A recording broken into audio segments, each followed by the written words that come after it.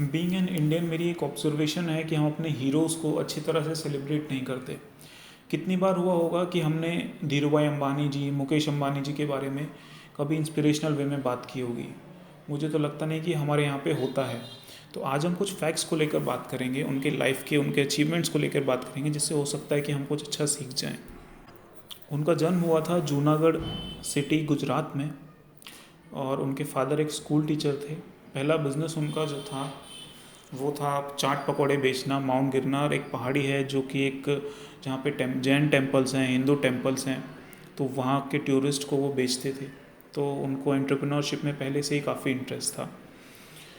उस टाइम के बिजनेसमैन्स के पास डिग्रीज होती थी, बहुत अच्छी अच्छी जगह से वो पढ़ के आए हुए होते थे, लेकिन हमारे बिजनेस टाइकून सिर्फ 10th उन्होंने किया हुआ था गुजरात से।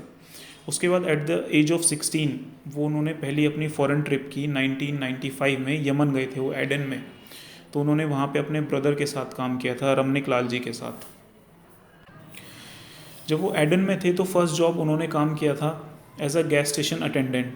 उनको जो पहली सैलरी मिली थी वो मिली थी 300 रुपये की।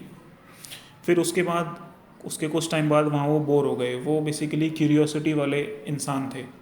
वहाँ बोर हो गए, उन्होंने कहा नहीं ठीक है, मैं वापस जाऊँगा, अपने यहाँ पे कुछ ना कुछ करूँगा। तब यहाँ पे आकर उन्होंने एक कंपनी बनाई, रिलायंस कमर्शियल कॉरपोरेशन, अपने ब्रदर के साथ। अपने ब्रदर इन लॉ के साथ उन्होंने पहली कंपनी बनाई थी। उनका जो पहला ऑफिस था वो 350 स्क्वायर फीट का था, मुंबई में स्थित था, और उसमें 2 टेबल्स थे, एक टेलीफोन और 3 चेयर्स टोटल लगी हुई थी। फिर उन्होंने काम करना शुरू किया और कभी उन्होंने पीछे मुड़ के देखा नहीं। उनको धीरे धीरे चलना कभी पसंद ही नहीं था। उनको अंदर से he had a fire in him. उसके बाद रिलायंस कुछ पहली ऐसी कंपनी में से बनी जिसको S&P एंड मोडी जैसी कॉरपोरेशंस ने रिकॉग्नाइज़ किया, उसमें रेटिंग्स दी।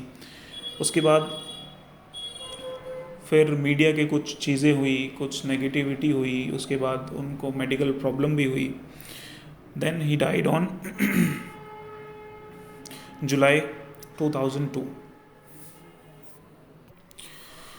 वो अभी हमारे यहाँ पे हमारे साथ नहीं होंगे, लेकिन ही मेड अ डिफरेंस। उन्होंने एक डिफरेंस दिखाया था कि हाँ, एक बंदा कैसे कुछ बड़ा कर सकता है। उन्होंने हमको सपने देखना सिखाया था।